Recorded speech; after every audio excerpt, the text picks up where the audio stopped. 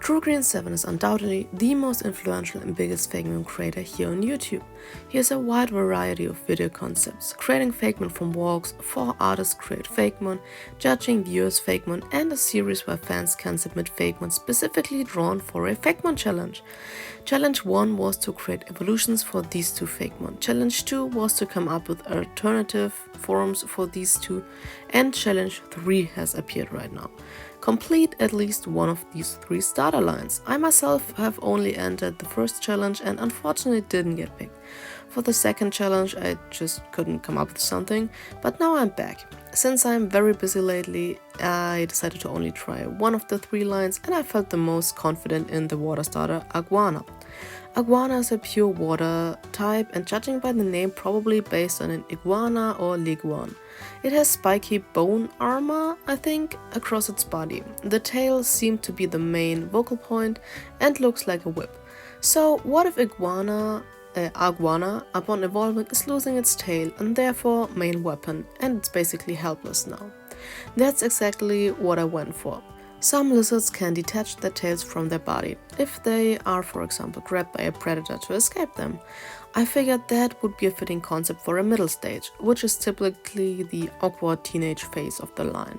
It loses the tail and its confidence, so it's a sad teenager. You know, life was hard back then and everything felt very dramatic. So literally losing the one thing you're most confident in is devastating for this little creature, even though it eventually will grow back, but it doesn't know that yet. To emphasize the sad look, I changed the position of the eye marking so it looks like a tear running down its face. The only thing left on the tail is this little bone stump, also its whole bone armor is breaking apart. On its head the spike slowly loosed the bone structure and revealed the normal skin underneath it. And for the armor on the belly, I tried a few different approaches, but in the end I settled for one that looked like a broken eggshell. At first I wanted it to look like broken hearts, like a broken heart or broken ribs, because I wanted to go into the skeleton direction, but that looked very odd or complicated for a second stage. Now looking back at it, I feel like I probably should have gone with an even sadder pose, with its head like hanging down even lower, but I thought that would obscure the silhouette too much, so I didn't do that, but whatever. Here it is, Laguana, still a pure water type. Upon evolving, Aguana loses their tail, which were their main weapon, and with it all their confidence. And, well, the fighting spirit too. It takes trainers a lot of time and energy to help it regain its confidence and evolve once more. What do you think? Would you choose Aguana based on this? Well, probably not. Who's gonna choose this? But maybe the final stage will change it. So the next evolution, the one both the player and Pokemon work towards. I knew this stage would regrow the tail, but just another bone tail or regular one would be boring. So I did something different that was already hinted at in the previous stage. But I don't want to spoil that yet. Instead, let's talk about another inspiration. The name Aguana reminded me of the Iguanodon, a dinosaur which you may know from the Disney movie Dinosaurs. Anybody remember that movie? I loved it as a child.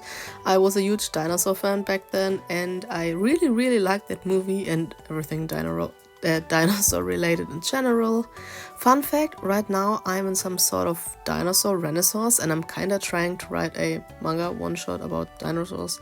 Sort of, we will see where that goes, probably nowhere, but well, maybe.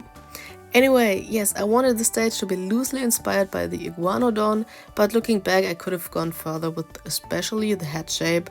Speaking of head, the armor had grown over majority of the face, however broke in 2 places to showcase a horn and 2 little horns next to its eyes and a spot where ghostly matter is leaking out because the secondary typing of this Fakemon is Ghost.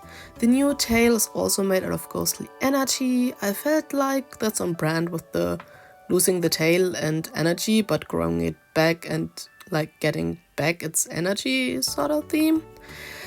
It has also grown spikes on the end of its tail to basically give it a club tail. Yeah, club tail, like a club, the weapon.